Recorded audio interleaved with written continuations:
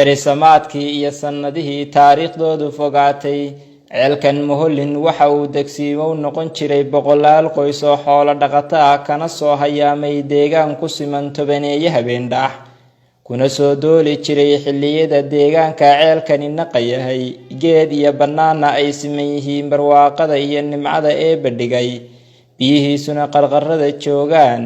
xilliyadaas maadaama deegaanku noqday deegaan xoolo dhaqato ah oo dihin balliga magaciisuna waxa uu noqday mid taaba galay kuna yaala deegaan aad loo daneeyo anigoo yar oo sabiya oo halkan aanu naallo meel dhow markaa uu sheegayeen kaas markay ahayd taariikhdu 43 ahayd ayaa maqaadi u horeeyay halkan laga sameeyay dhulka markaa ma lahayn biyo ma lahayn dhulku markaa beeraagna ma lahayn marka roobku daalay iman jiray marka biyuhu dhamaadana waa laga